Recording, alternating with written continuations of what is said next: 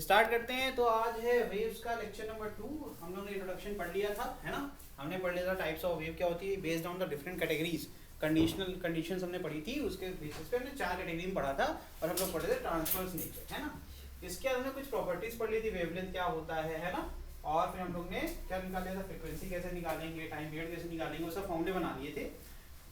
और इस चैप्टर में बार बार बता रहा हूँ कि जितने भी आपने सिंपल हार्मोनिक मोशन में फॉर्मूले पढ़े वो सारे अप्लाई होते हुए यहाँ पर दिखेंगे, तो वो सब हम नहीं लिखेंगे, ठीक है। रेफरेंस हमने नोट्स बना दिया।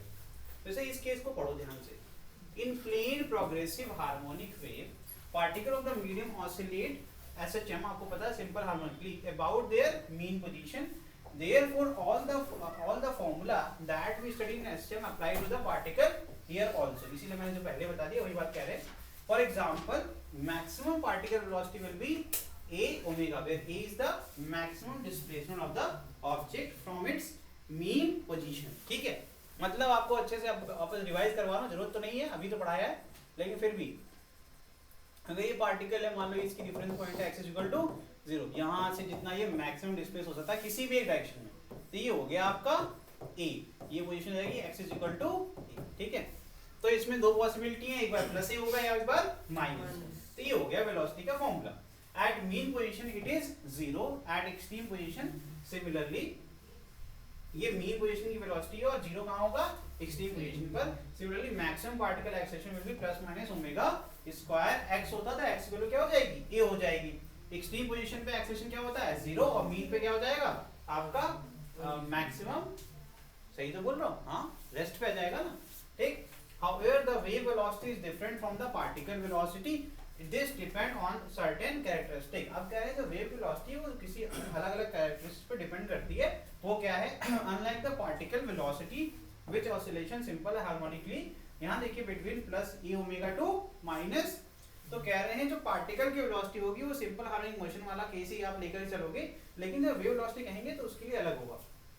Wave velocity is constant for given characteristic of the medium. अब मैं इसको शॉर्ट में बता दूं यार, एक चीज समझो, फ्रीक्वेंसी कांस्टेंट होती है, फ्रीक्वेंसी कांस्टेंट होती है। फ्रीक्वेंसी क्या होती है सर, अरे सर एक वेव अपना कंप्लीट साइकिल करती है ना, जो टाइम इंटरवल लगेगा उसी को 1/t कर दो तो आपको फ्रीक्वेंसी मिल जाएगी। तो वेव की बात हो रही है तो वेव वेलोसिटी मतलब क्या होगा, ये एक वेव कंप्लीट हो गई, जिस रेट से ये वेव बन रहा है, फॉर्मेशन बन रहा है, तो ये तो देखो एक t के बाद कांस्टेंट है कि नहीं है। तो वेव वेलोसिटी आपका वेव की बात कर रहा है, ठीक, पार्टिकल की बात कर रहा है। ये अलग अलग इंस्टेंट पे पार्टिकल कैसे बिहेव करता है उसकी बात कर रहे हैं, उसी से ही तो ये वेव बन रही है। ये क्या है, व्हाट इज वेव, कैसे बनती है, दो अलग अलग पैरामीटर को मिला करके ये वेव बनती है। हम लोग ग्राफ बनाते हैं, ग्राफ कैसे बनाते हैं, अलग अलग इंस्टेंट ऑफ टाइम पर हम लोग पार्टिकल की मतलब xt कर्व बना हुआ है, तो xt में अलग अलग टाइम इंस्टेंट पर x की वैल्यू निकालेंगे, है ना, उनको लोकेट करेंगे तो ये वेव बन जाएगी। इसी तरीके से हम vt बना सकते हैं, vx कर्व बना सकते हैं। समझ में आ रहा है कि नहीं आ रहा है। तो ये अलग बात हो गई। अब हम पार्टिकल की स्टेट की बात करेंगे तो पार्टिकल सिंपल हार्मोनिकली मोशन कर रहा है तो उसकी प्रॉपर्टी को फॉलो कर रहा है। वेव तो इस ग्राफ की बात हो गई, तो इसकी वेलोसिटी उसकी वेलोसिटी सेम हो नहीं सकती, ये तो कांस्टेंट होगी तभी फ्रीक्वेंसी कांस्टेंट होगी।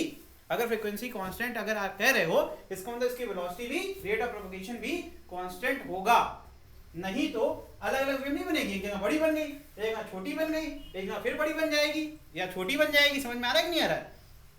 इसीलिए इसकी वेलोसिटी क्या होगी, कांस्टेंट होगी। समझ में आ गया कि नहीं आ गया, ये हो गया। आगे देखिए particle velocity in wave motion. अब बात कर रहे हैं पार्टिकल वेलोसिटी वेव मोशन में। तो द इंडिविजुअल, ऑलरेडी मैंने बता दिया है, कहोगे नहीं बताया, अरे भैया ये बता रहा था मैं, ये पार्टिकल की बात कर रहा था, ये अलग अलग इंस्टेंट ऑफ टाइम पर। तो देखो वेव मोशन तो वेव पहले से बनी हुई है। देखिए the individual particle which make up the medium do not travel through the medium with the wave, they simply oscillate about their equilibrium position। अब ये क्या कह रहे हैं, जैसे एक चीज समझ लो, पानी में पत्थर डालोगे तो तुम सोचते हो कि पानी ऐसे से आगे बढ़ रहा है, ऐसा कुछ नहीं, ऐसा कुछ होता नहीं है, ठीक है। जो पार्टिकल है, पार्टिकल क्या मतलब वाटर मॉलिक्यूल की बात हो रही है, वो क्या करता है, वो अपनी जगह पर ही ट्रांसवर्स वाइब्रेशन या ऑसिलेशन करता है।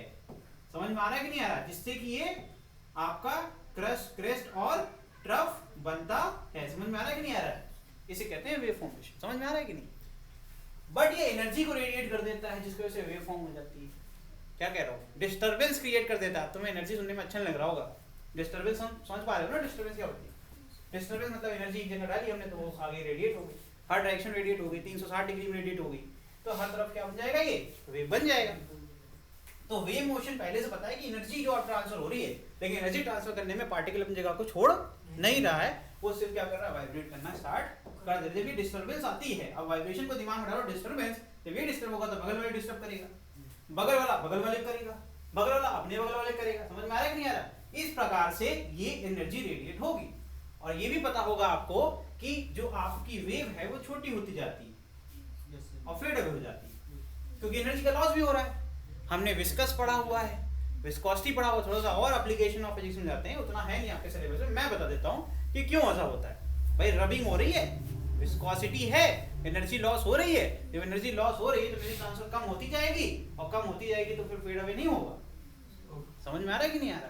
तो उस बात की चले गए हम। तो कह रहे हैं कि जब भी पार्टिकल क्या कर रहा है, अपनी इक्विलिब्रियम पोजीशन पे, मतलब अपनी ही पोजीशन पर वो सिर्फ ट्रांसवर्स वाइब्रेशन दे रहा है।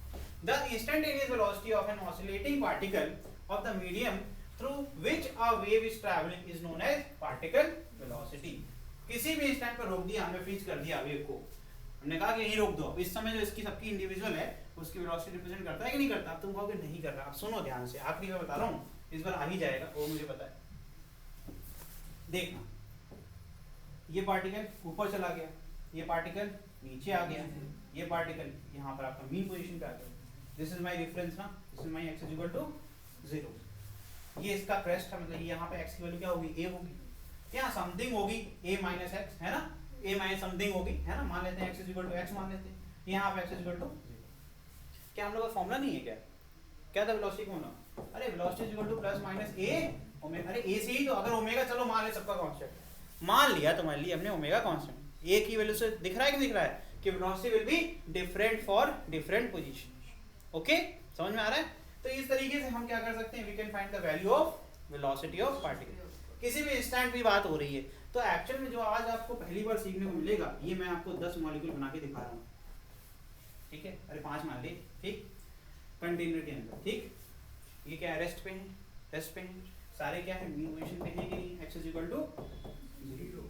तो आज तुम्हें एक वेव बनाते हैं, और इस वेव को देखना ध्यान से कैसे बन रही है। तो अगर ये वेव यहाँ से ऐसे बन रही होगी तो होता क्या होगा, ये वाला भाई मीन पे है तो ये वाला भाई कहाँ जाएगा, ऊपर। उससे ज्यादा बनाना चाहिए था, तो मुझे इसको ऐसे बनाना चाहिए था, ठीक। अब मैं क्या करूँगा, इस वाले भाई को यहाँ से मिटाऊंगा, इस वाले भाई को यहाँ से मिटा दूंगा। मैं कह दूंगा ये कब बन सकता है, तभी बन सकता है ये वाला भाई कहाँ चला गया। समझ में आ रहा है कि नहीं आ रहा है? तो एक्चुअल में तुम्हें आज एक चीज सीखने को मिलेगी, हम एक ऐसे लाइन खींच देंगे, ये सब पार्टिकल एक साथ क्या कर रहे हैं, सिंपल हार्मोनिक मोशन परफॉर्म कर रहे हैं। इसीलिए मैं कहता हूं कि वेव वेलोसिटी और पार्टिकल वेलोसिटी को आप मिक्स नहीं कर सकते। देखो ना, दो, एक चला गया नीचे, एक चला गया ऊपर, दो आपके मीन पे। समझ में आ रहा है कि नहीं आ रहा है? इससे बन रहा है आपका वेव, और यही जो है डिस्टर्बेंस जो है अब रेडिएट कर रही है एनर्जी को, वो जो रेडिएशन ऑफ एनर्जी है, ट्रांसफर ऑफ एनर्जी है, वही क्रिएट करता है इस वेव को। समझ में आ रहा है कि नहीं आ रहा है? ये था आपका प्रैक्टिकल एक्सप्लेनेशन। ये हो गया आपका पार्टिकल वेलोसिटी। किसी भी इंस्टेंट पर अगर आप वेव को रोक देंगे, उस टाइम पर उसकी वेलोसिटी निकालेंगे पार्टिकल इक्वेशन के हिसाब से, तो आपको क्या मिल जाएगा, you will get the value of velocity of the particle. समझ में आया? चलिए आगे बढ़ जाएं। समझ में अच्छे से आ रहा है? चलो, वेव वेलोसिटी लिखो क्या है, the velocity with which the disturbance of, I think मैं कितनी बार बोल चुका हूँ, एनर्जी डिस्टर्बेंस क्रिएट करते हैं, आगे बढ़ता है, प्रोपगेशन ऑफ एनर्जी को कहते हैं ना, अरे याद हो गया। और प्लेन और इक्वल ऑफ इक्वल फेजेस, जिसको वेव फ्रंट कहते हैं, travel through the medium is called wave velocity. किसी, अब वेव फ्रंट क्या होता है यार, देखो ये बड़ा इंपॉर्टेंट है, ये बड़ा इंपॉर्टेंट है ना। तो वेव फ्रंट सुनो ध्यान से, चलो देखो, एक हमने ऐसे बना लिया, एक स्लिट बना लिया, ठीक है, स्लिट बना लिया। स्लिट क्या होता है, हमने एक गैप कर दिया, दो अलग, एक वॉल है जिसमें एक छेद कर दिया, इतना मान सकते हो ना। इधर से हम रोशनी दे रहे हैं, तो हम जब रोशनी दे रहे हैं तो ऐसे ही करके लाइट ट्रैवल कर रही है। व्हाट इज दिस, ये भाई पार्टिकल्स हैं जो एक साथ चल रहे हैं, तो ये सेम फेज में, क्या हो गए, सेम फेज में है ना। तो जब ये साथ, 10 लोग अगर साथ में रेस भागेंगे, साइड से देखो तुम्हें क्या दिखेगी, रेखा दिखेगी कि नहीं दिखेगी, दिखेगी कि नहीं एक लाइन? अभी नोटिस, इमेजिनेशन होनी चाहिए थोड़ी सी यार। 10 लोग साथ में आगे बढ़ रहे हैं सेम दिशा में, तुम अगर साइड से बेटा देखोगे तुम्हें एक लाइन दिखेगी जो मोशन कर रही है आगे की तरफ, दिख रही है ना? इसी प्रकार से जब ये पार्टिकल्स आगे बढ़ रहे हैं तो ये इसको कहते हैं प्लेन वेव। क्या कहते हैं? प्लेन। जब आपको ऐसे एक लाइन दिखे और 3D में इमेजिन करोगे तो आपको क्या दिखेगा? एक प्लेन। लोग जो हम बना रहे हैं तो चेंज करना पड़ेगा इसको, है ना? अभी इस पे ढेर सारे पार्टिकल बना दो, जैसे एक लाइन बनाई थी वैसे लोगों को खड़ा करो, जैसे 3-3 लोगों का बना दो, ठीक है? मैं खड़ा हूँ, मेरे पीछे एक लोग खड़े हैं, ठीक है, या मेरे साइड में खड़े हैं, ठीक है? कैसे बना लो? जैसे तो बनाना है ऐसे बनाना, एक ऐसे ऐसे करके, और फिर सामने से अब ऊपर ही बनाना पड़ेगा। तो जमीन भी बना सकता है प्लेन ना, कैसे करेंगे? ऐसे 2 लोग खड़े हैं, फिर सामने 2 खड़े हैं, फिर 2 खड़े हैं, तो क्या हो जाएगा? एक आपको विड्थ मिल जाएगी और एक आपको लेंथ मिल जाएगी, तो क्या बन गया? प्लेन बन गया। अब जब हम साथ में मोशन करेंगे तो आपको लगेगा सारे पार्टिकल साथ में जा रहे हैं, तो एक प्लेन मोशन कर रहा है कि नहीं कर रहा है? उसे कहते हैं प्लेन वेव फ्रंट। फिर होता है एक स्फेरिकल वेव फ्रंट। क्या होता है? Spherical wave front. अगर आपने एक सोर्स लगा दिया, बल लगा दिया स्फेरिकल शेप का, तो तीनों दिशाओं में बराबर क्या कर रहा होगा? रेडिएट कर रहा होगा। कर रहा होगा कि नहीं कर रहा होगा? अगर हम एक ही तरफ का देख पा रहे हैं क्योंकि हम 2D में हैं, तो हम क्या देखेंगे? हम देखेंगे कि ऐसे रिंग्स बनेगी। अभी देखो ध्यान से, पार्टिकल बैठाओगे तभी इमेजिन कर पाओगे। इसको कहते हैं स्फेरिकल वेव फ्रंट। क्या कहते हैं? तो सन क्या क्रिएट करता है? स्फेरिकल। लेकिन क्योंकि सन और धरती के बीच में बहुत ही ज्यादा दूरी होती है, बहुत ज्यादा दूरी होती है, तो एक्चुअली वो फ्रंट क्या बन जाता है? प्लेन वेव फ्रंट बन जाता है। आपको अगर नहीं समझ में आ रहा है मैं बताता हूँ, समझ में आएगा, खूब अच्छे से आएगा। ये बताओ यार, जब तुम घर से निकलते हो, रोड पे खड़े होते हो, रोड तुम्हें एकदम फ्लैट दिखती है? दिखती है? तो क्या फ्लैट है? स्पेस से जाके वही रोड देखो, तुम्हें दिखेगा एक रोड ऐसे चिपकी हुई है, कर्व पे चिपकी हुई है। लेकिन एक्चुअली क्या है? हमारा विजन साइड जो है बहुत छोटा है ना? तो हमें क्या दिखता है? ये इतना बड़ा कर्वेचर है कि हमें तो, अगर आप यहाँ खड़े हो, यहाँ से यहाँ तक देख सकते हो, ये तो अप्रोक्सीमेटली स्ट्रेट दिखेगा ना तुम्हें। मेरी बात समझ गए? इसी प्रकार से जब सूरज से निकल के आ रही है तो बिल्कुल सही बात है, वो स्फेरिकल निकल के आ रही है। लेकिन जब तुम्हारे पास पहुंचती है तो तुम्हारे पास जो बगल बगल के पार्टिकल हैं वो साथ में पहुंचते हैं। तुम्हें लगता है तुम तो जितने साइज के उतना ही सोच पाओगे। तुम बहुत ज्यादा सोच लोगे, दीवार सोच लोगे, बहुत सोच लोगे तो आसमान देख लोगे, लेकिन तुम देखोगे तुम्हें हर चीज फ्लैट दिखेगी नहीं दिखेगी? समझ में तुम्हें कुछ आ रहा है क्या कहना चाह रहा हूँ? तो उससे तुम्हें प्रतीत क्या होगा? यू विल ऑलवेज फील कि जब भी सर्कमफ्रेंस बहुत बड़ा हो जाता है, जैसा कि अर्थ का है, तो हम क्या मान लेते हैं? यही स्फेरिकल क्या बन जाता है? आपका प्लेन वेव फ्रंट बन जाता है। समझ में आ रहा है नहीं आ रहा? तो जैसे मान लो अब मैं बना रहा हूँ, देखो बहुत बड़ा बनाने की कोशिश करता हूँ। अब देखो जरा, अब यहाँ वाला केस देखो, ये वाला देखो, ये स्ट्रेट लाइन है रही, तो स्ट्रेट लाइन बन गया सर। कैसे बना स्ट्रेट लाइन? कैसे बना? इतना बड़ा सर्कमफरेंस है सर। अगर हम इतने रीजन की बात करेंगे, अप्रोक्सीमेटली स्ट्रेट है कि नहीं है? है ना? तो अगर आपका विजन, साइड ऑफ विजन इतना ही है, तो आपको क्या दिखेगा? हमेशा ये सारे पार्टिकल्स साथ में आते दिखेंगे कि नहीं दिखेंगे आपकी तरफ? तो ये प्लेन वेव फ्रंट दिखा कि नहीं दिखा तुम्हें? तो इसी कहते हैं प्लेन वेव फ्रंट। अब आपको पता है ये 2D है, आपको इमेजिन क्या करना था? आपको इमेजिन करना था एक ऐसी डिस्क है ना? पेपर दे भाई, तू कॉपी दो बेटा, फाड़ेंगे नहीं, टेंशन ना लो, है ना? यूं तुम्हारी तरफ आ रहा है, कोई रीच कर रहा है, सामने से देखो कैमरे में लगेगा कि ये अप्रोक्सीमेटली सीधा है। अगर हम इसको थोड़ा सा बड़ा कर्वेचर बना देते हैं, है ना? ये कॉपी ऐसे बन सकती है, अगर बन जाए तो। ये तो इतनी पतली है कि खुल जा रही है।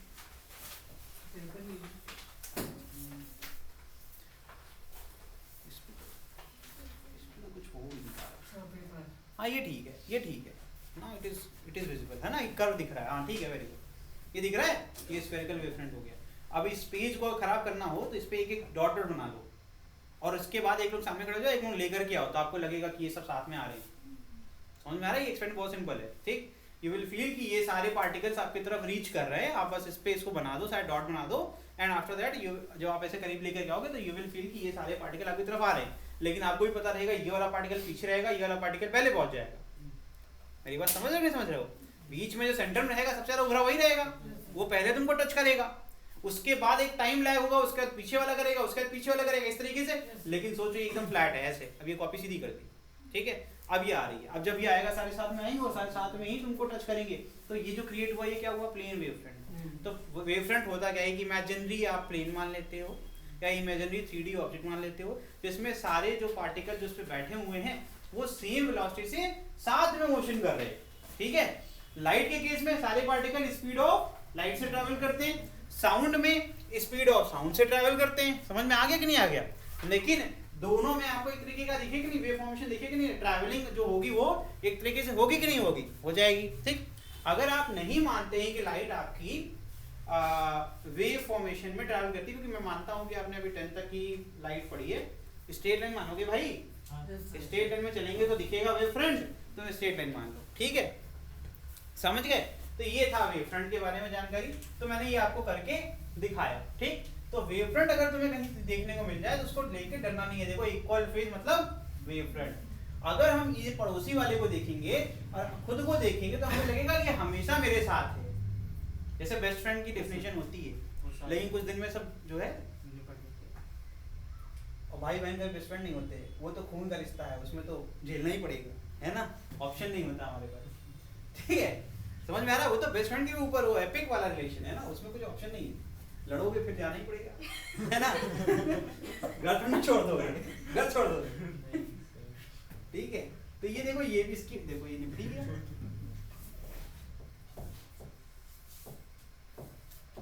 ठीक है, तो एक्चुअली मैंने ये पढ़ाया था, बस वाली पे बताया था ना, बस में बैठे हुए हैं बगल वाला और हम हमेशा साथ साथ लगेंगे, बगल में एक बस चल रही है ना, उसकी स्पीड भी सेम और आपकी भी सेम है, तो आप उससे आराम से हाथ मिलाइए, खाना एक्सचेंज करिए, आपको सच बता रहा हूं कोई फर्क नहीं पड़ेगा।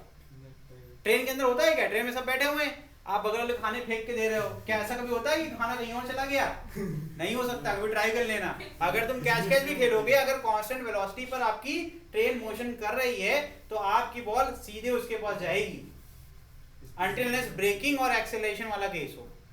जब भी एक्सेलरेट करेगी तो सूडो फोर्स आ जाएगा, याद रखना, क्योंकि pseudo force mass into acceleration होता है। जब एक्सेलरेशन जीरो हो जाएगा तो net force on the body in space will be zero, है ना। न्यूटन का फंक्शन बड़ा शानदार चैप्टर है, वो तो दिल से जुड़ा हुआ है ना, वो तो बहुत शानदार है, उसमें हरदम कुछ ना कुछ होता रहता है, बहुत अच्छा चैप्टर है। चलिए, तो यहाँ पर क्या हो रहा है, सब साथ में चल रहे हैं, इसीलिए इनको कहते हैं प्लेन वेव फ्रंट। बस इतना ज्यादा डिटेल मत जाओ। तो सेम फेज इक्वल फेज सुन लो, समझ लेना, वेव फ्रंट ये क्रिएट कर देंगे। समझ में आया? इक्वल फेज नहीं होगा तो क्या होगा? तब क्या होगा? रेलगाड़ी बन जाएगा, ये आगे आगे और ये उसके पीछे पीछे, कभी ना पकड़ पाएगा, पकड़ कभी नहीं पाएगा। जितना इनके बीच में गैप है वो बना रहेगा, हमेशा बना रहेगा। जब भी आपकी फेज डिफरेंस आएगी तो वेव बनेगी, तो कैसी बनेगी? अगर ये यहाँ शुरू हो गया तो बेचारा दूसरा अब जब भी कह रहा है कि हम पहुंच गए क्रेस्ट पे, तुम कहाँ हो? अरे हम तो मीन पे पहुंचे हैं। ठीक है, हम कहाँ पहुंचे? मीन पे। तो जब हम मीन पे, तुम कहाँ जा रहे? हम ट्रक पे थे। समझ में आ रहा है कि नहीं आ रहा है? अरे हम फिर से आगे मीन पे आ रहे हैं, अब तो हम जाके क्रेस्ट पे पहुंचे हैं। समझ में आ रहा है? फेज डिफरेंस कितना? π/2। कितना? 90 डिग्री, है ना। समझ में आ रहा है कि नहीं आ रहा है? इसी प्रकार से आगे की तरफ जाते हैं। जो ज्ञान मैंने अभी आपको दिया ये आपको अभी विश्वास नहीं होगा, लेकिन जब आप 12th में आएंगे तो आप मुझे याद करेंगे। अल्टरनेटिंग करंट का एक चैप्टर जिसमें फेज डिफरेंस आपको डर ही लगेगा, उसमें सबकी हालत खराब होती है फेज डिफरेंस से, लेकिन जिसको ये बेसिक्स पता है वहाँ पे आएगा, अरे ये तो बड़ा ईजी है। वही एक टॉपिक जिसमें सब कोई भागता है, ठीक है, वहाँ पे आपको ये काम आएगा। ठीक, वेव फ्रंट 12th में काम आएगा, वेव ऑप्टिक्स के अंदर। ये दोनों आपको अच्छी चीजें मैंने अभी सिखा दी। आगे बढ़े तो आपको ये समझ में आ गया होगा। इसको एक बार फिर पढ़ देते हैं। Velocity with which the disturbance और प्लेन ऑफ इक्वल फेज, ये प्लेन जिस स्पीड से मूव करेगा उसे कहेंगे वेलोसिटी ऑफ वेव या फिर वेव फ्रंट। समझ में आ गया? ठीक है, travel through the medium is called velocity of wave. समझ में आ गया? चलिए, अभी जो है, जो अभी मैं बोल रहा हूं, तो जो साउंड प्रोड्यूस हो रहा है वो वेव फॉर्म में आप तक पहुंच रहा है, उसका मीडियम क्या है? एयर। ठीक है, अगर मैं चला जाऊं वैक्यूम में तो आपको पता है मैकेनिकल वेव की प्रॉपर्टी होती है, उसको मीडियम पे dependency, starting introduction of the wave पढ़ाया मैंने था। क्या पढ़ाया था? कि sound is a mechanical wave, है ना। मैकेनिकल वेव को क्या प्रॉब्लम होती है? उसको एक माध्यम चाहिए। तो 9th क्लास में साउंड पढ़ा था, उसमें पढ़ाया गया था कि वैक्यूम चैम्बर में अगर इलेक्ट्रिक बिल को रख देंगे, इलेक्ट्रिक बिल बजाएंगे तो साउंड बाहर नहीं प्रोपेगेट करती है because of the absence of medium. समझ में आ गया? चलिए, लेकिन हमारी जो लाइट वेव होती है वो क्या होती है? वो ईएम वेव होती है, ये भी मैंने पढ़ाया था। इलेक्ट्रोमैग्नेटिक वेव होती है, और मैंने ये भी बता दिया था इसी साल में कि लाइट वेव में 3 होती हैं, एक इन्फ्रा, यूवी और विजिबल। अब आगे बढ़ते हैं। Relation between particle velocity and wave velocity. नहीं तो 12th वाले कहेंगे अरे सर हमारे साथ चीटिंग हुआ, हमको 11th में नहीं पता था। चलो ठीक, लिखो, ये करेंगे हम लोग, सॉल्व करेंगे। ठीक, देखिए वेव इक्वेशन क्या होगा? वेव इक्वेशन लिखिए, y is equal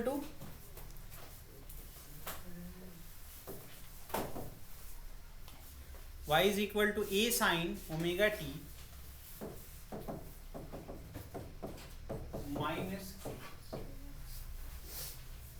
ठीक है।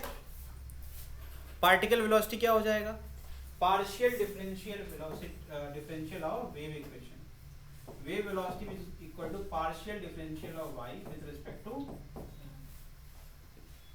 वैसे डिफरेंशियल से डरने की जरूरत नहीं है, बोलते पार्शियल है करते पूरा है, ठीक है, जैसे डी बाई डी एक्स करते थे वैसे ही, लेकिन है भी ये भी डेरिवेटिव है, लेकिन ये पार्शियल डेरिवेटिव है, ठीक है, इसको कहते हैं पार्शियल है। करेंगे आप अगर इसको सॉल्व करेंगे तो वही आएगा आंसर जो पहले आता था।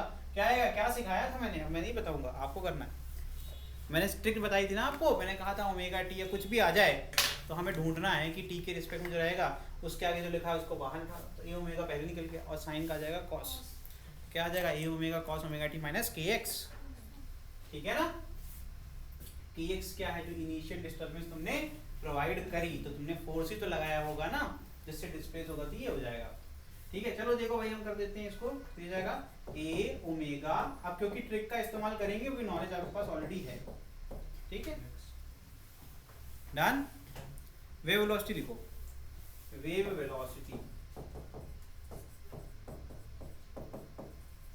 क्या होगा, इसको कैपिटल वी से डिनोट करते हैं, ठीक है। और ये क्या जाएगा भाई, देखो मैंने उस दिन अच्छे से कहा था 9th क्लास का बहुत इस्तेमाल करता हूँ मैं, बार बार बता रहा हूँ और फिर से बता रहा हूँ बच्चे, ये सब जो मैं तरीके सिखाता हूँ ये सब न्यूमेरिकल के पॉइंट ऑफ व्यू से सिखाता हूँ, ध्यान से रखिएगा। अगर ये टाइम पीरियड इसका टी है तो क्या होता है भाई, speed is equal to distance upon time. अरे डिस्टेंस क्या होती है यार वेव में, वेवलेंथ, और टाइम कितना लगेगा टी, तो फॉर्मूला क्या बनेगा लैम्डा बाई, बना लिया तुमने फॉर्मूला, क्या टेंशन, ठीक है।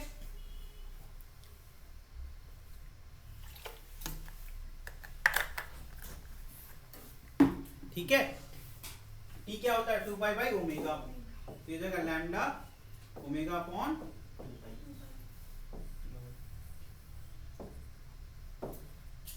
शॉर्ट नोट्स में चेक करूंगा, इसकी बननी चाहिए अच्छी, ठीक है। 2 पाई बाई लैम्डा क्या कर सकते हैं हम लोग, के मान सकते हैं, क्या मान सकते हैं, तो फाइनल फॉर्मूला एक और क्या बनेगा, ओमेगा बाई,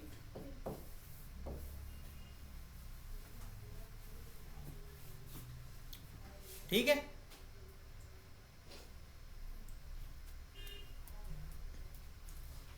ठीक है आगे बढ़े, लिखिए partial differential of y with respect to x, इसका मतलब क्या होता है, लिखिए स्लोप ऑफ स्ट्रिंग y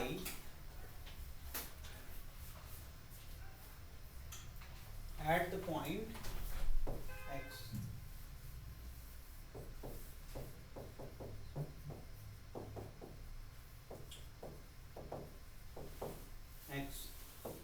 इसको कहते हैं delta y by delta x। Solve करके बताओ तो जाने। तो अब क्या हो गया, t will omega T will be constant, समझ में आया। तो अब माइनस के एक्स में से x वेरिएबल हो गया, समझ में आया। तो बाहर क्या आएगा, जिसको ट्रिक याद होगी उसको पता है माइनस के बाहर आने वाला है सर, ये जीरो माइनस कुछ भी होगा तो माइनस ही तो रहेगा ना बड़े भाई। तो यहाँ पर D by D x of x 1 हो जाएगा, ये बचेगा माइनस के, है ना। तो उसके बाद जो था लिखा ए, तो ए लिख देंगे और साइन करके लिख देंगे।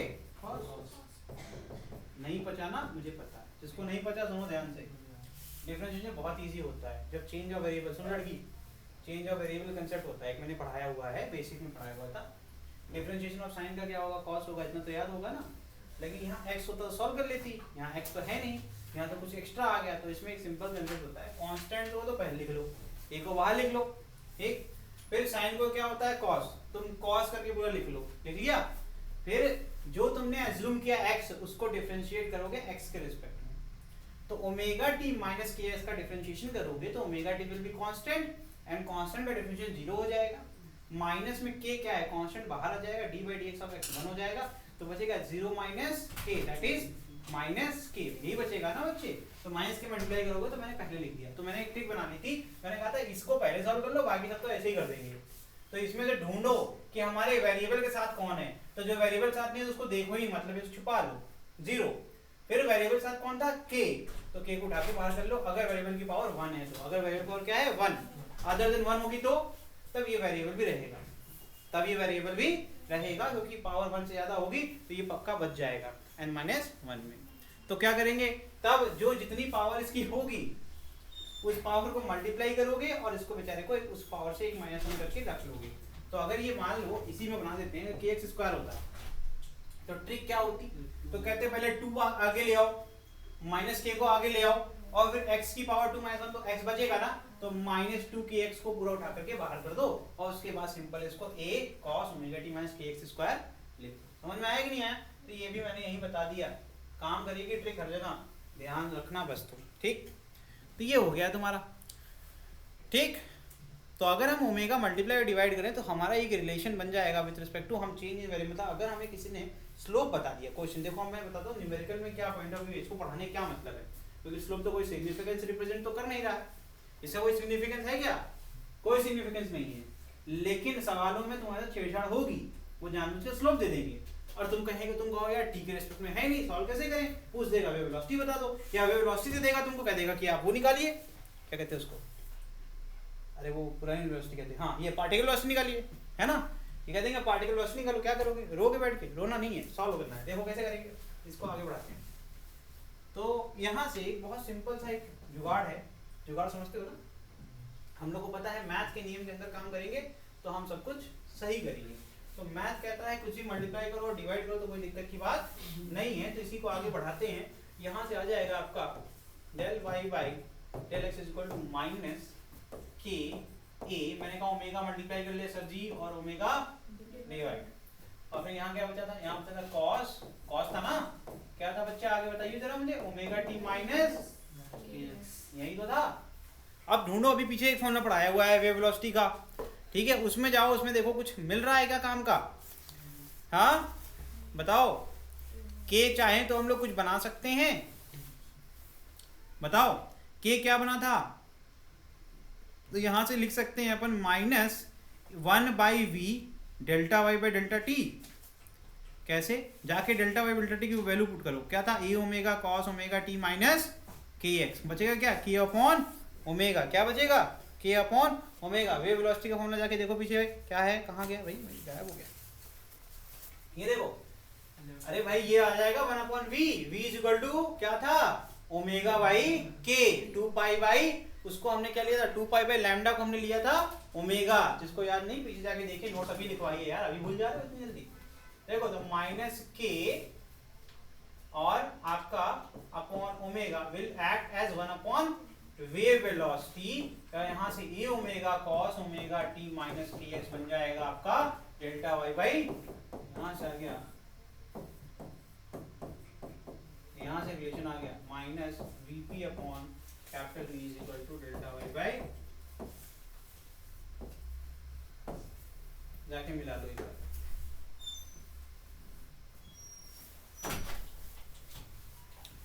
ठीक है, समझ में आया कुछ कुछ, ठीक। तो वीपी को चाहें तो हम लोग, ये दो आपके रिलेशन लिखने के तरीके हैं, कोई बड़ी बात, समझ में आ गया,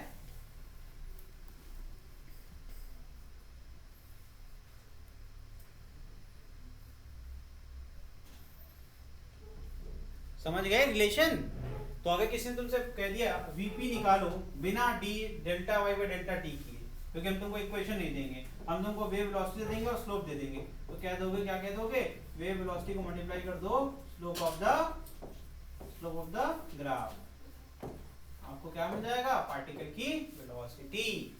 तो किसी भी इंस्टेंट ऑफ टाइम पर तुमसे कह दिया जाए कि फाइंड द पार्टिकल वेलोसिटी, तो निकाल सकते हैं, निकाल सकते हैं, कैसे सर, हमें ये पता रहेगा, ठीक, स्लोप निकालना आसान है, ग्राफ से भी स्लोप निकालना आसान है, एंड जिस पॉइंट पे कहेंगे उस पॉइंट पे निकालना आसान है, हमें स्लोप मिल जाएगा, हमें वेव वेलोसिटी मिल जाएगी, तो हम पार्टिकल वेलोसिटी उस इंस्टेंट ऑफ पोजीशन पर निकाल सकते हैं। चलो next, particle velocity and acceleration in sinusoidal wave, यानी कि जो अभी हमने पढ़ाया था उसे कहते हैं साइनसॉइडल वेव। याद रखिएगा कि साइनसॉइडल वेव का मतलब ये होता है बच्चा, कि साइनसॉइडल वेव का मतलब होता है कि इक्वेशन हमेशा साइन का होगा, ठीक है, साइनसॉइडल किसे बनती है, साइन की वेव के लिए कहते हैं ना। तो लिखिए एक्सेलरेशन ऑफ पार्टिकल, लिखिए क्या हो जाएगा, पोजीशन का जो है उसका double differentiate d2x by dt2, याद है कि नहीं याद है, याद है कि भूल गए, अरे acceleration is equal to dv by dt, यही तो करोगे, और v is equal to dx by dt। तो d2x अपॉन dt2 करते थे नहीं करते थे? डबल डिफरेंशिएशन ऑफ, मार खाएगा ये लड़का, ये पक्का मार खाएगा किसी दिन, पढ़ता नहीं है।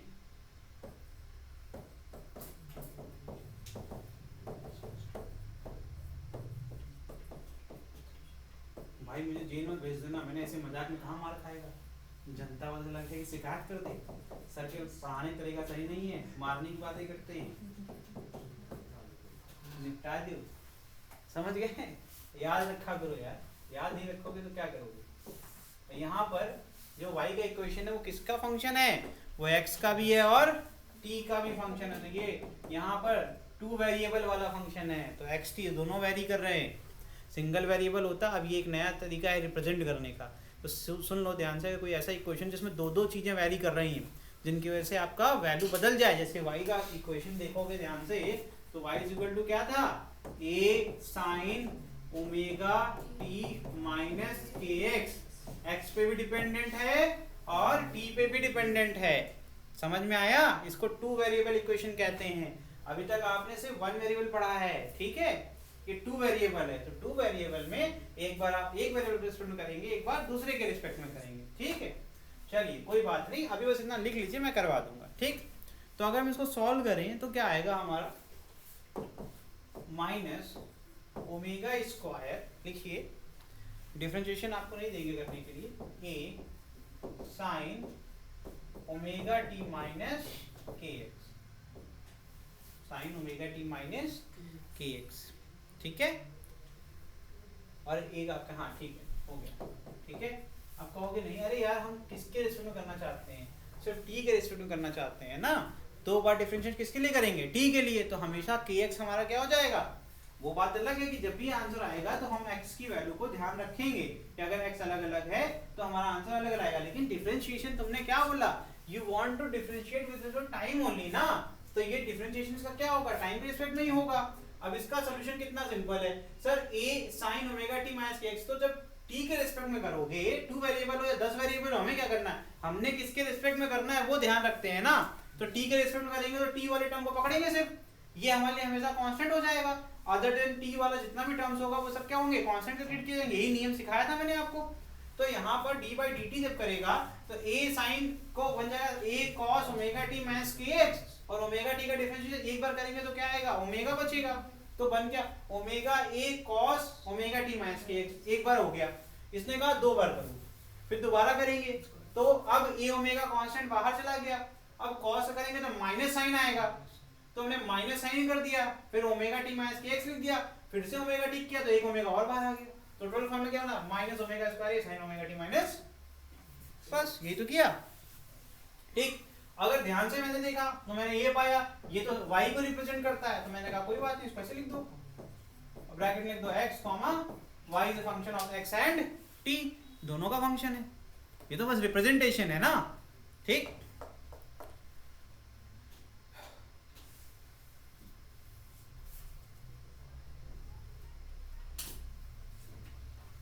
हो जाए तो बता देना। हो गया? अब लिखिए, दैट इज द एक्सीलरेशन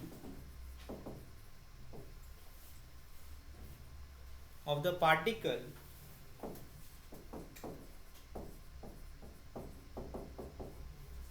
ये मिटा दूं क्या? तो क्लियर हो गया, तो रिवीजन करा रहे थे बस।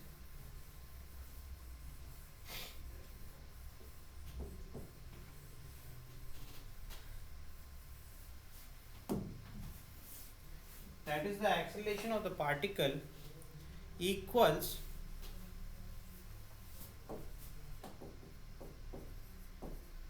minus omega square times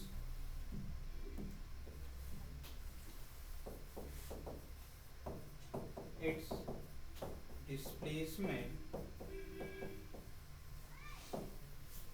देखो ना ये डिस्प्लेसमेंट है कि नहीं भाई? और डिस्प्लेसमेंट इक्वेशन है, ठीक है? which is same result as we obtained for SHM।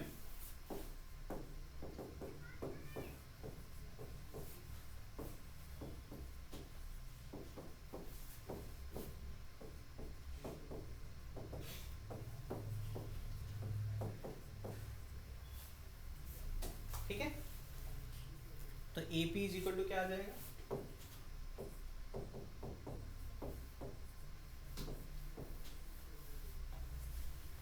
ठीक है। y क्या है इसका, डिस्प्लेसमेंट,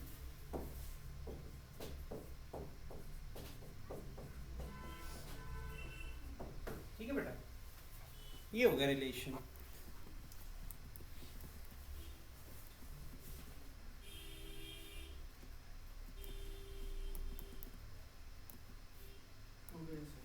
अब तुमको एक नई चीज पढ़ाएंगे, फेज डिफरेंस और पार्ट डिफरेंस और टाइम डिफरेंस की बात बताएंगे, ठीक है।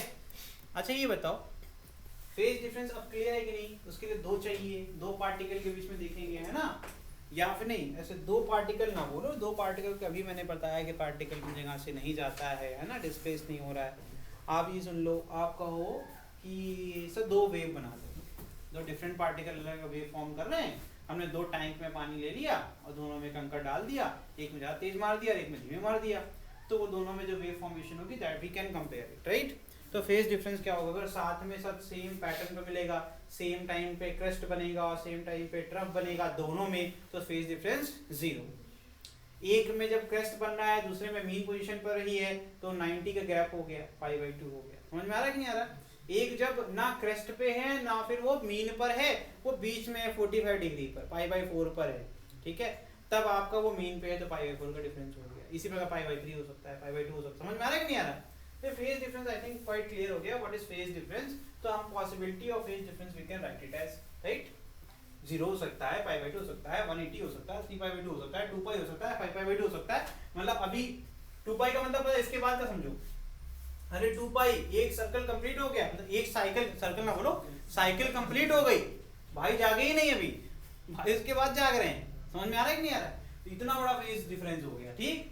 फिर एक 3π पहुंच गया, मतलब 2π प्लस पाई, मतलब 360 प्लस 180 डिग्री, वहां वो पहुंच गया, तब ये स्टार्ट कर रहे हैं, तो इतना बड़ा फेज डिफरेंस हो गया। समझ में आ गया ना? आई थिंक ये क्लियर है, फेज डिफरेंस बड़ा आसान है। पार्ट डिफरेंस के बारे में पढ़ते हैं, जरा इसको वेव बना लीजिए फिर लिखिए साथ साथ। अब देखो पार्ट डिफरेंस वही बात हो गई जो आपको पता है कि लैम्डा के टर्म में बात करेंगे। एक साइकिल अगर कंप्लीट हो गई, λ/4 का मतलब क्या हो गया, एक क्रेस्ट पे है तो एक मीन पर होगा, λ/4 समझना बड़ा आसान है। लैम्डा के 4 हिस्से होंगे ना बच्चे, नहीं बच्चा देखो ना, एक साइकिल में लैम्डा कितने हिस्से होंगे सर, दिस इज यहाँ पर t है ना, 0 π/2 पाई, और फिर यहाँ जाएगा 3π/2 और जाएगा 2π, 1 2 3 4, एक यहाँ है और एक यहाँ है, कितना हो जाएगा? समझ में आ रहा है पार्ट डिफरेंस का मतलब क्या है? 0 का मतलब क्या है, दोनों साथ में चल रहे हैं, पहला भी मीन पे दूसरा भी मीन पे। पार्ट डिफरेंस समझ में आ गया? λ/2 का मतलब क्या होगा, एक यहाँ है और एक यहाँ पहुंच गया, ये λ/2 हो गया। λ/3 का मतलब क्या हो गया, एक यहाँ पहुंच गया, मतलब यहाँ पहुंच गया, ट्रफ पे है और वो भी मीन पे है, तो कितना आ जाएगा पार्ट डिफरेंस, λ/3। समझ में आ रहा है कि नहीं आ रहा है? 3 λ/4 कर सकते हैं, सही है, 3 टाइम्स ऑफ λ/3 बोल रहा हूँ क्या, अरे λ/4 प्लस λ/4 इधर 3 λ/4 हो जाएगा ना भैया, गलती बोल दिया, ठीक है। 3 λ/4 मतलब यहाँ पहुंच गया, और फिर लैम्डा मतलब पूरा F1 साइकिल कंप्लीट हो गया। समझ में आ रहा है ना अच्छे से? 5 λ/4 का क्या मतलब होगा फिर? 5 λ/4 का मतलब क्या हो जाएगा भैया बताओ? एक साइकिल भी कंप्लीट हो गई और दूसरे साइकिल का हाफ नहीं, 1/4 है ना, तब तो होगा ना, तब वो हो जाएगा आपका। देखो कैसे जोड़ा जाता है, ये λ/4 λ/4 λ/4 λ/4 और 5 हो गए ना, फिर इसके अच्छे हो जाएगा। 6 का मतलब क्या, 6/4 कितना आ जाएगा, 3/2, 3 λ/4 आने लगेगा अब यहाँ से। समझ में आ रहा है कि नहीं आ रहा है?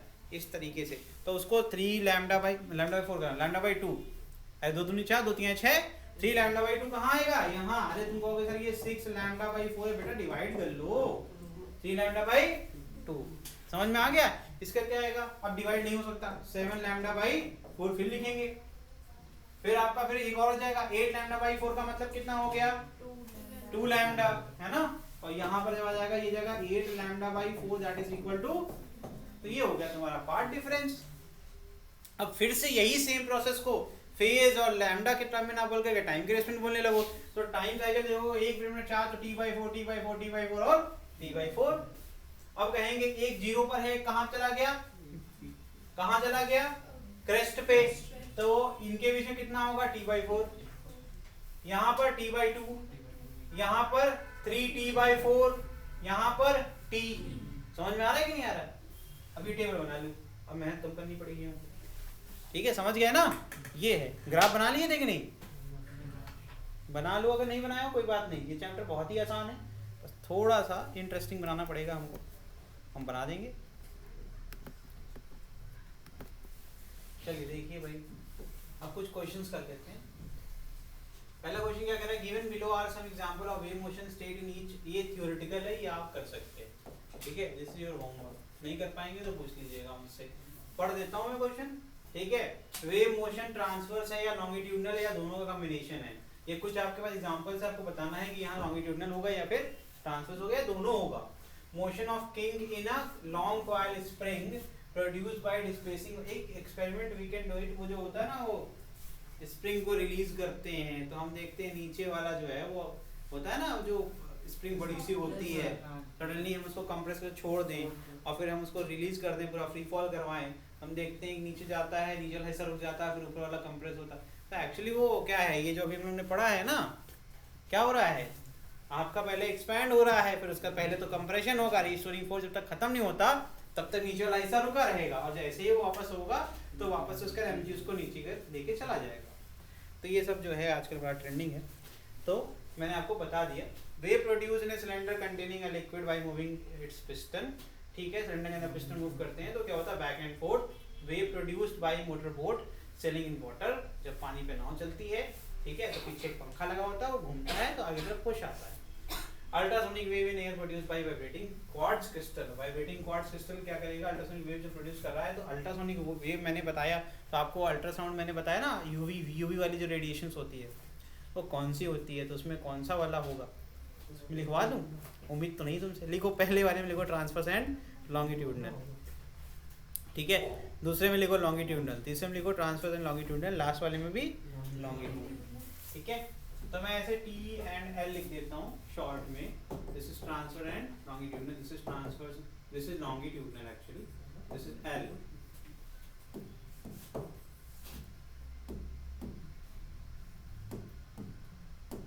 अरे पापा चल गया, this is L, this is T plus L, this is L. And की जगह लिखो प्लस, दोनों हो रहे हैं ना साथ में, एंड नहीं और हो जाता है ना। चलो ये हो गया, राइट कर लो इसको, आगे बढ़े। A progressive wave of frequency 500 Hz is traveling with velocity of 300 meter. Wave velocity दिया, इसका मतलब है पार्टिकल की बात नहीं करी इसने, है ना, फ्रीक्वेंसी दिया और आपको वेलोसिटी दिया, ठीक। How far apart are 2 point of 60, अच्छा 60 डिग्री आउट ऑफ फेज। तो कह रहे हैं कि दो पॉइंट जो कि 60 डिग्री के गैप में हैं, उनके बीच में कितनी दूरी है। हमें क्या निकालना, पहले हम वेलोसिटी निकाल लीजिए। वेलोसिटी हो जाएगा frequency into lambda, lambda is equal to velocity upon frequency. Velocity दिया हुआ है आपका 360 और आपका दिया हुआ है फ्रीक्वेंसी कितना है। ये तो पता है कि जूनियर क्लासेस में हमने पढ़ा था, वहाँ पर relation between lambda and frequency आता था, तो वहाँ से सीखा था कि भैया जो आपका फ्रीक्वेंसी हो जाएगा, है ना, अगर लैम्डा की बात करें तो जाएगा वेलोसिटी अपॉन फ्रीक्वेंसी, क्या जाएगा वेलोसिटी अपॉन फ्रीक्वेंसी। वेलोसिटी कितनी दी है, 360, कितनी दी है 360, और यूनिट क्या होती है लैम्डा की, मीटर में होती है, एंगस्ट्रॉम में होती है। ये हो गया आपका 500, डिवाइड करके आंसर निकाल लो, you will get the lambda that is 0.72 metre. कितना जाएगा 0.72, पहले यहाँ 0 हटा के डेसिमल लगा लो, फिर डिवाइड कर लेना, तो 0.72 मीटर। ये हो गया वेवलेंथ, ठीक है। अब निकाल लो क्या है, फेज डिफरेंस कितना है, डेल्टा पाई कितना है 60। सॉल्व कर लो यार, कन्वर्ट कर लो उसको रेडियन में, तो कितना जाएगा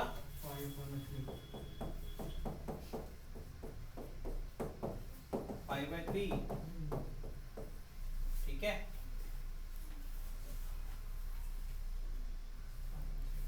तो लैम्डा की फॉर्मूला क्या हो जाएगा। अच्छा मैंने ये फॉर्मूला लिखवाया कि नहीं लिखवाया तुम लोग को, नहीं लिखवाया। अरे ये एक फॉर्मूला पीछे छोड़ गया, माफ करना आप लोग, यहाँ लिख लीजिए, phase difference upon 2 pi is equal to change in wavelength upon wavelength, है ना।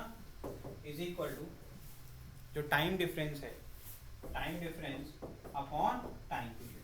तो यहीं से हमने यूज किया, इसी फॉर्मूले का यूज कर रहे हैं, तो यही फॉर्मूला यहाँ पर यूज करेंगे तो क्या आ जाएगा भाई, यहाँ पर हमें delta phi upon 2 pi into lambda करेंगे तो हमें क्या मिल जाएगा, दोनों पॉइंट के बीच का कितना पाथ डिफरेंस, क्या मिल जाएगा, पाथ डिफरेंस। ठीक है, तो यहाँ लैम्डा कितना निकाला 0.72 है ना, ये हो जाएगा आपका कितना कितना है ये pi by 3 into 1/2 pi, pi pi cut गया इंटू 0.72। बताओ कितना आंसर आ रहा है,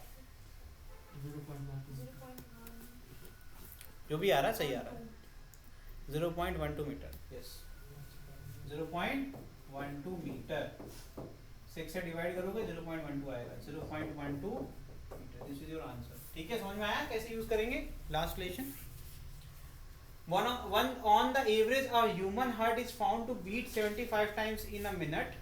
ठीक है, calculate its beat frequency of heart and period. आपसे पीरियड ही पूछा गया है और कह रहे हैं कि बीट की फ्रीक्वेंसी निकालो। तो पहली बात तो फ्रीक्वेंसी भी कह दी और आपसे टाइम पीरियड पूछ दिया। तो आपका क्या है, अगर 1 मिनट में है तो 1 सेकंड में कितना होगा, तो 75 बटे क्या हो गया, कितना आ गया, करो 1.25 टाइम्स पर सेकेंड, 1.25 टाइम्स पर सेकेंड या फिर बीट्स पर सेकेंड। ठीक है, समझ में आ रहा है कि नहीं आ रहा है। तो यही तुम्हारा क्या हो जाएगा, frequency. This is your frequency जो पर सेकेंड होती है, मिलेगा 1.25। यही तो होता है, यही तो फ्रीक्वेंसी का फॉर्मूला है। कितने नंबर ऑफ टाइम्स, कितनी नंबर ऑफ टाइम्स आपकी वैल्यू चेंज होती है। इलेक्ट्रिसिटी में 50 हर्ट्ज, 50 बार आपका प्लस और माइनस इंटरचेंज होता है 1 सेकंड के अंदर, तो इसलिए 50 हर्ट्ज। समझ में आया कि नहीं आया, पर सेकंड यूनिट होती है फ्रीक्वेंसी। ये अभी भी नहीं आ रहा है, तो ये हो गया पर सेकंड, हमने तुम्हारे लिखा है। फ्रीक्वेंसी निकाल दी तुम्हारी हमने, टाइम पीरियड निकाल लोगे, t = 1/f। ऐसे बेकार बेकार से क्वेश्चन आप करते रहते हैं आराम से। 50 पर कर लोगे, कितना आएगा 0.8 सेकंड, 0.8 सेकंड। ये इसका आंसर हो गया।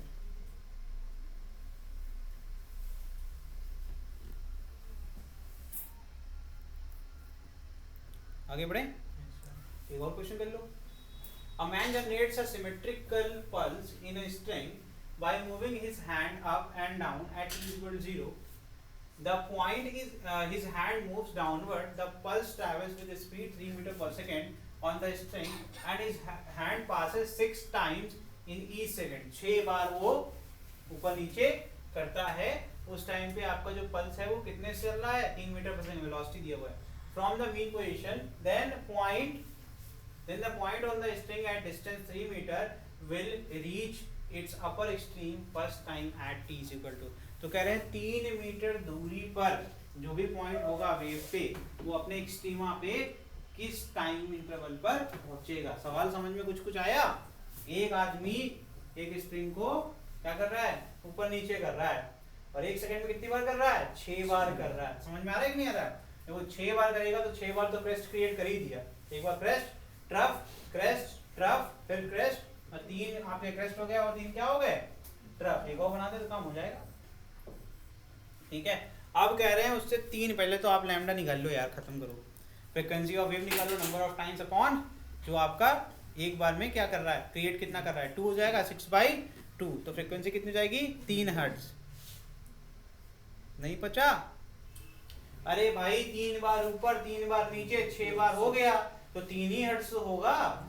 ठीक है, तो ये हो जाएगा 6 और क्या, एक ऊपर मोशन एक नीचे, तो एक्चुअल में कितना आ जाएगा फ्रीक्वेंसी बताओ, 3 हर्ट्ज। ठीक है, टाइम पीरियड क्या हो जाएगा 1/3। लैम्डा निकाल लो, v × t। v कितना है, वेलोसिटी कितनी दिया है वेव की, 3 मीटर पर सेकेंड। टाइम कितना है 1/3। ठीक है, आंसर निकाल लो, 1 मीटर आ गया है ना। लैम्डा कितना आ गया, वेवलेंथ कितना आ गया, 1 मीटर। तो मतलब ये तीसरे पीरियड में होगा, अरे जो 3 मीटर दूरी पर होगा ये तो कंप्लीट वेव की निकाल दिया ना तुमने क्या निकाल दिया? अगर ये यहाँ से ऐसे बना लो तो ये कितना आ गया? This is your 1 meter. नहीं बच रहा, देख लो भाई। ठीक, तो यहाँ से हमने क्या किया? लैम्डा इज इक्वल टू क्या होता है भाई? v अपॉन टी, और t इज इक्वल टू क्या हो जाएगा? t is equal to 1 upon f, that is 1 upon 3। ये कितना है? 3 इंटू 1 अपॉन, यही तो होगा। ठीक है, lambda is equal to vt हो जाएगा, ऊपर होगा भैया। देखिए हमने बोला, अरे v is equal to lambda by T हमने ही पढ़ाया था, बता दें कि हमसे गलती नहीं हुई है, बोला सही लिखा गलत। 3 कट गया, बचा गया 1 मीटर। 3 मीटर मतलब यहाँ 1 मीटर हो गया, यहाँ 2 मीटर, और ये पार्टिकल यहाँ पर है ना, ये 3 मीटर है। बीम पोजीशन से कितना आ गया? ये 3 मीटर। तो ये है पार्टिकल जिसकी बात कर रहे हैं, ये कब पहुंचेगा? तो क्या हो जाएगा? पहले तो टोटल टाइम टेकन निकाल लो। ठीक है, कितना आ रहा है बताओ? डिफरेंस कितना है दोनों के बीच में, वो निकाल लो।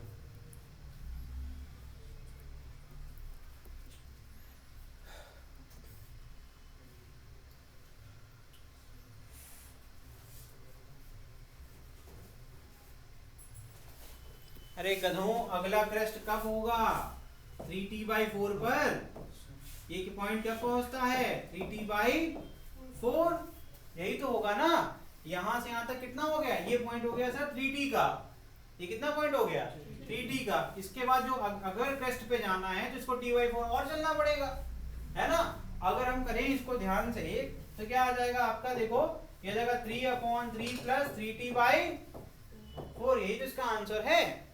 3 मीटर पर सेकंड ट्रैवल कर रहा है, 3 सेकंड टोटल टाइम लग रहा है उसको, है ना। तो टाइम टेकन निकाल लिया हमने। तो यहाँ से अगर टाइम के फॉर्मूला लिखोगे तो t इज इक्वल टू क्या हो जाएगा? अरे t is equal to lambda upon v। Lambda कितना है? 3 मीटर। अरे लैम्डा कितना है? 3 मीटर, और डिवाइड कितना करेंगे हम? 3 से, वेलोसिटी से, है ना। फिर 3t/4 अब का नेक्स्ट टाइम इंटरवल लगेगा। तो ये हो गया जितना टाइम? 1 प्लस 3t/4, ये टाइम टेकन हो गया। नहीं आ रहा है, इधर देखो लड़की से, देखो यहाँ से यहाँ तक कितना लगेगा भाई टाइम? 3t लगेगा। तो 1 हो गया। अब यहाँ पर क्या टाइम टेकन अगर हम निकालेंगे 1 का तो कितना आएगा? 3/3। ठीक, 3 मीटर पर सेकंड चल रहा है और 3 ही मीटर है, तो वेलोसिटी कितनी आ गई? 1 आ गई इधर, प्लस कितना आ जाएगा यहाँ पर? 3t/4। टाइम टेकन क्या जगह? 3t/4। ठीक है, 3 इंटू टी। अगर नहीं अभी भी नहीं आ रहा है, आपसे बता रहा हूँ, नहीं तो अब नहीं बताऊंगा। परेशान हो गया मैं तुम लोग को देख देख के। तुम लोग इतनी छोटी बात, हमें लगता है कि तुम लोग इतने इंटेलिजेंट हो, कभी कभी ऐसा लगता है, कभी कभी बहुत दे हो। अब हम आखिरी बार आसान भाषा में, मैं भाग रहा हूँ मैडम, ठीक है, मैं भाग रहा हूँ, मेरी जो रफ्तार है वो 3 मीटर पर सेकेंड है। ठीक, मुझे 1 सेकेंड लगता है 1 मीटर कवर करने में। क्या लग रहा है? 1 मीटर मुझे लैम्डा जो है कवर करने में, ये डिस्प्लेसमेंट है। क्या है ये? डिस्प्लेसमेंट। लेकिन मैं एक्चुअली क्या कर रहा हूँ? एक डिस्टेंस कवर कर रहा हूँ, इसीलिए मेरा 3 मीटर पर सेकेंड चलना बहुत जरूरी है, ताकि मैं डिस्प्लेसमेंट 1 मीटर 1 सेकेंड में कवर कर दूं। ठीक है ना। इसी प्रकार से मालिक, अगर मैं मान लेता हूँ 1 सेकंड तुम्हें नहीं पता, मान लेता तुम्हें नहीं पता 1 सेकंड है ना, पहली बात तो 1 सेकंड है नहीं, 1/3 है। कितना है? 1/3 मान लेते हैं। यहाँ तक मैं पहुंचा t सेकंड में, फिर मैं अगला कितना 1 मीटर कितने में करूंगा? उतने में ही करूंगा ना। क्या जाएगा? t में। फिर अगला कितने में करूंगा बेटा? बताओ t में। तो t प्लस t कितना हो जाएगा? अब मेरी बात सुनना, इसके बाद अगला क्रेस्ट कितने समय बाद आता है? t/4, 3t/4। तो 3t प्लस 3t/4 करेंगे तभी तो काम बनेगा। तो टोटल टाइम कितना लग जाएगा मुझे? टोटल टाइम अगर मुझसे किसने पूछ दिया तो ये हो जाएगा 3 इंटू टी, कितना था? 1/3 प्लस 3 इंटू टी बाई, यही तो होगा ना भैया, यही तो कह रही करने को। ठीक है, अब कर लो, अब तो बता दो आंसर कितना आएगा? 1. ठीक है भैया, 1.25। इतना परेशान नहीं होते, बहुत आसान क्वेश्चन था। ठीक है, आगे बढ़ जाएं।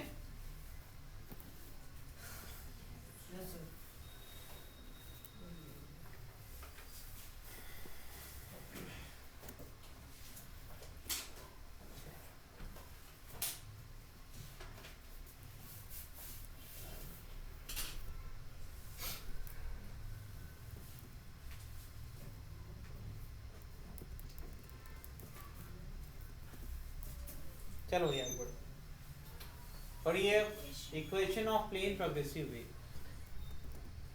लिखिए इसके अंदर। हम इक्वेशन फॉर्म करेंगे किसी भी प्लेन प्रोग्रेसिव वेव का in terms of wave velocity, ठीक है, एंड उसकी पोजीशन लिखिए।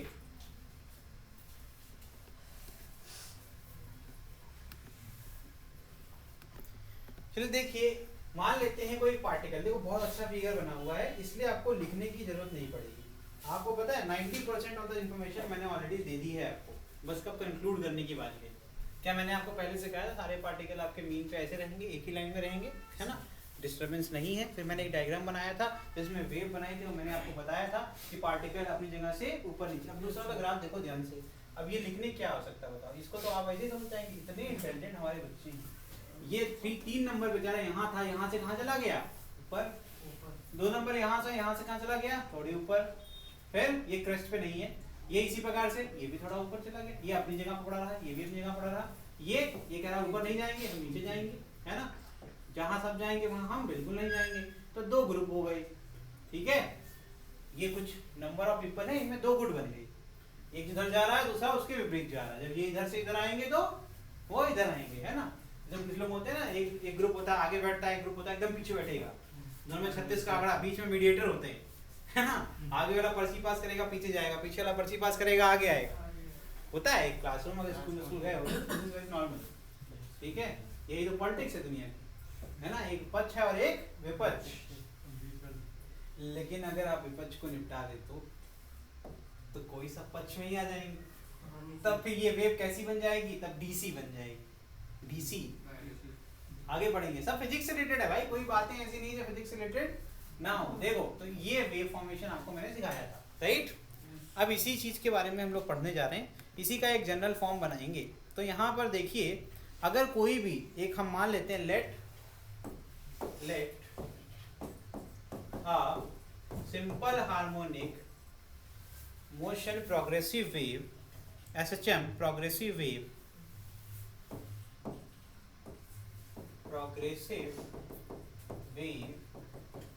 is propagating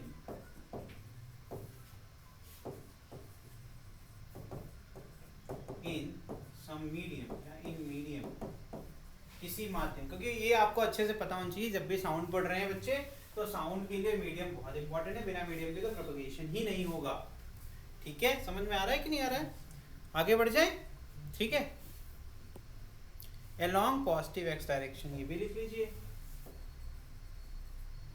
positive x direction,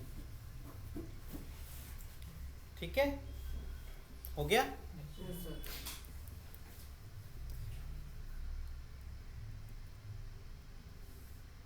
if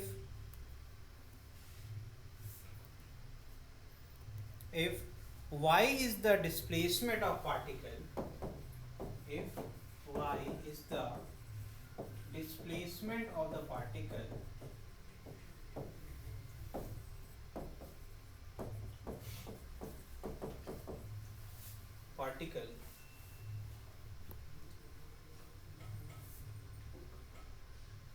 ठीक है, 1 after t सेकेंड, 1 after, मैं एक ही की बात करूँ, सबकी बात नहीं कर सकते, 50 बार करने क्या मतलब है, वैसे पहला करेगा वैसे दूसरा करेगा, अलग अलग पोजीशन पर रहेगा, है ना, आफ्टर t सेकेंड्स। क्योंकि 1 की बात करना इसलिए आसान है क्योंकि उसका फेज डिफरेंस क्या है, 0, वो मीन से स्टार्ट कर रहा है ना। लेकिन 2 में आपका चेंज आ जाएगा, है ना, वो मीन पर नहीं है, उसका एक फेज डिफरेंस आएगा, इनिशियल फेज आ जाएगा, है ना।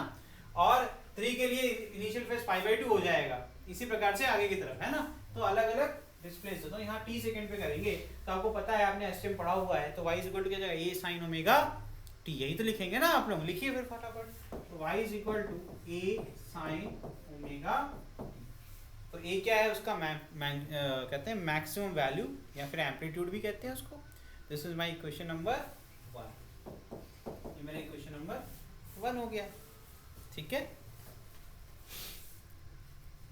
और ओमेगा की वैल्यू तो आप जानते ही हैं, 2π/t या फिर 2πf, है ना, ठीक है। लिखिए, as the wave reaches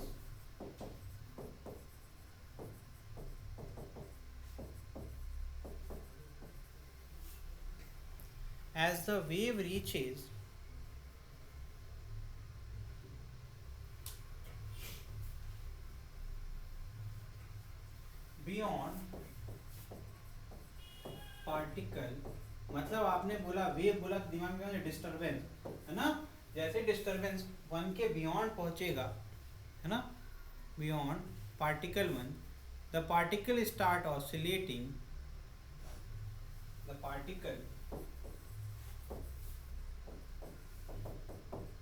start oscillating,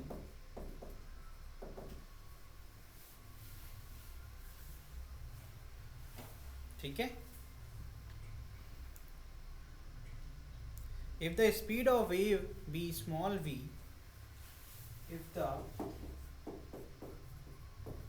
speed of wave be small v,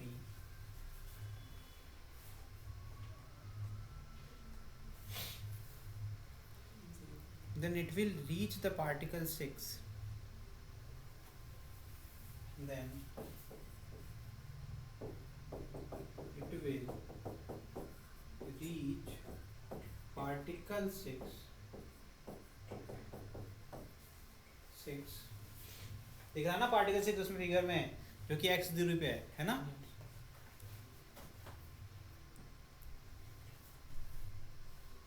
in x upon v second, in x upon v second. कैसे निकाला बेटा, फिर से बता रहे, एक ही फॉर्मूले पढ़ना आपको, speed is equal to distance upon time, time is equal to distance upon speed, समझ में आया।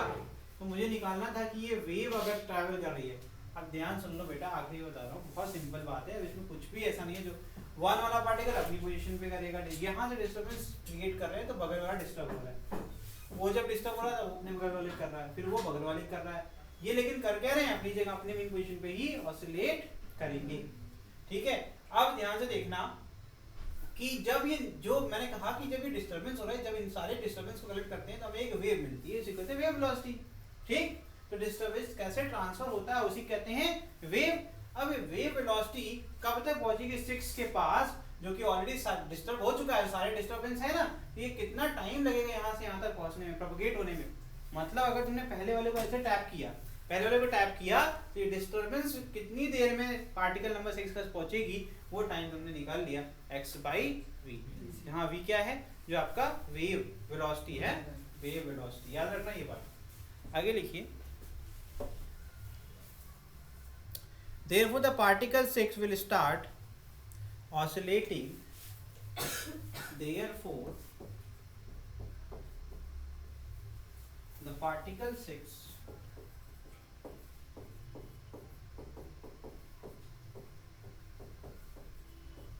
start oscillating after x/v second, इतने समय के बाद ही करेगा ना, जब डिस्टर्बेंस पहुंचेगी तभी तो, ठीक है। आफ्टर द पार्टिकल 1,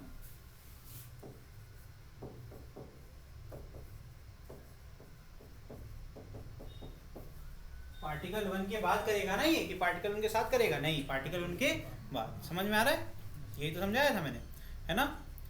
तो अगर हम कहें कि टाइम t पर 1 पार्टिकल आपका कर रहा था, है ना, तो अगर किसी ने कह दिया कि कितना टाइम लगेगा, तो t प्लस x/v हो जाएगा फॉर 6। अगर x/v दिया हुआ तो x/t माइनस x/v करेंगे तो इतना बाकी सारे डिफरेंसेस आ जाएंगे कि नहीं आ जाएंगे, बीच वाले पार्टिकल इसके पहले कर रहे होंगे। टाइम डिफरेंस निकालने की बात कर रहा हूं, तो लिखिए the displacement of particle 6, the displacement of particle 6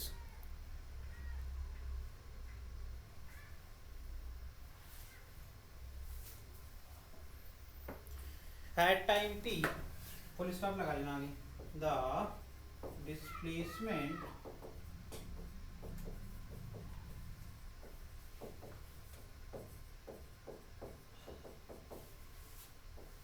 particle 6 at time t will be same as that of particle, will be same as that of particle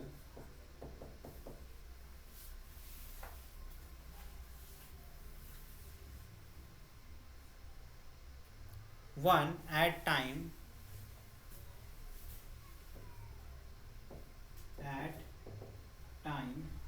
x upon v second earlier, ठीक है।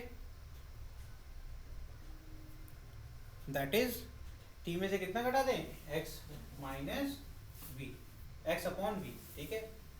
That is हो जाएगा t minus x upon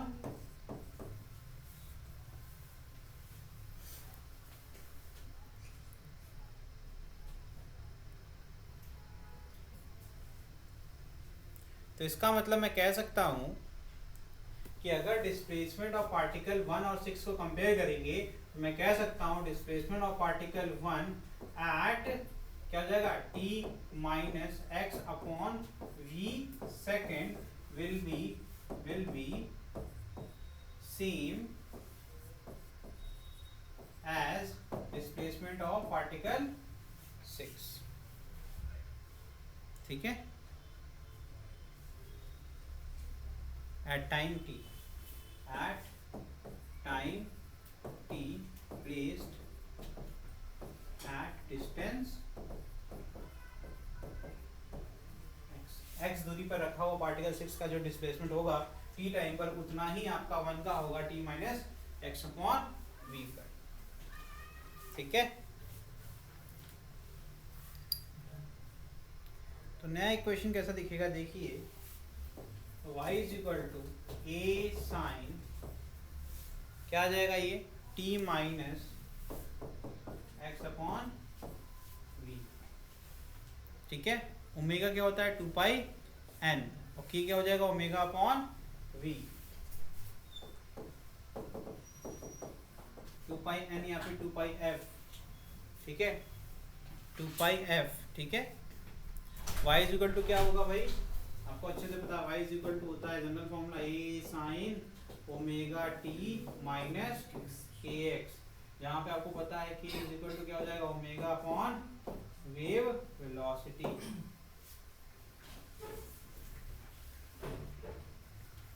ठीक है। ये हो गया question number 2।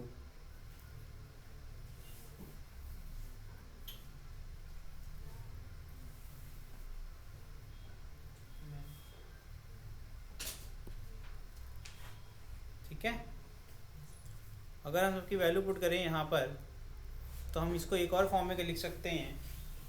तो क्वेश्चन नंबर 2 बना लेना, y is equal to a sine 2 pi by t, omega t वाला इक्वेशन वो उसकी यूज कर रहे हैं, माइनस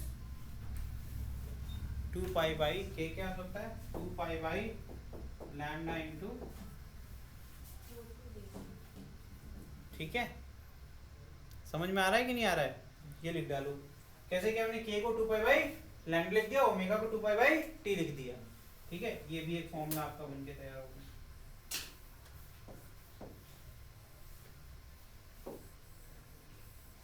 ठीक है, ये लिख लो।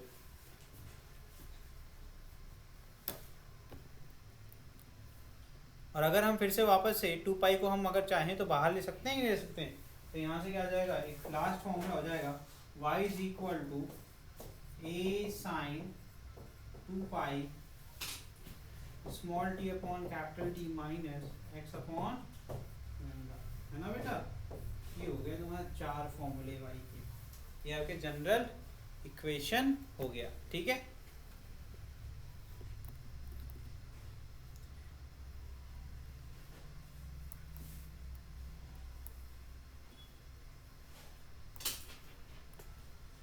समझ में आ गया सबको, लिखिए इसके आगे।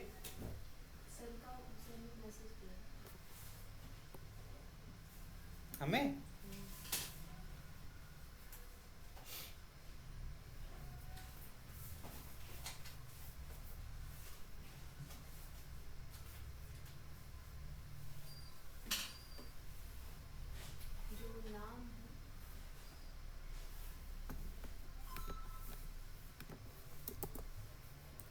लिखिए दिस इक्वेशन, देखिए ये लिखे कंक्लूड कर लीजिए, this equation represents SHM wave, represents SHM wave traveling along positive x direction, ठीक है।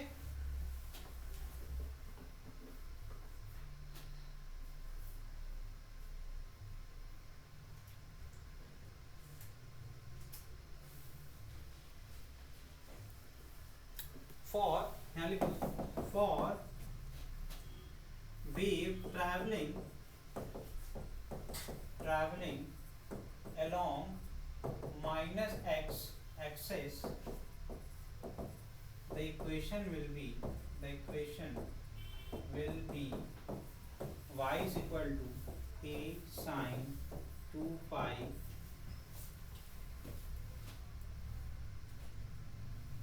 t upon capital T plus k by x, गलत है ये, x by लैम्डा, इतने को तो चल जाता है, अगर पढ़ेंगे तो आपको ये सही जाएगा, ठीक है। आगे लिखिए, if the wave is traveling with some initial phase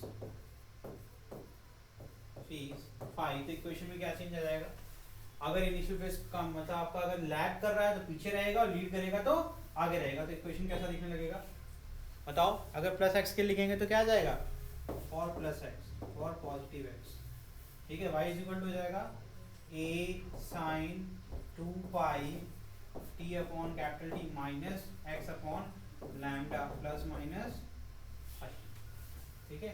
और इसको पूरा एक कंप्लीट वैक्यूम, ये दो पार्ट हो गए, साइन के ही फंक्शन के अंदर रहेगा, साइन के फंक्शन के बाहर नहीं रहेगा, ठीक है बेटा, ये हो गया।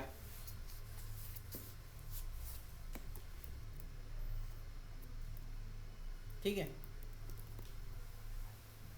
नेक्स्ट हेडिंग जो है ये अगली क्लास से, नेक्स्ट क्लास यहीं से कंटिन्यू करेंगे।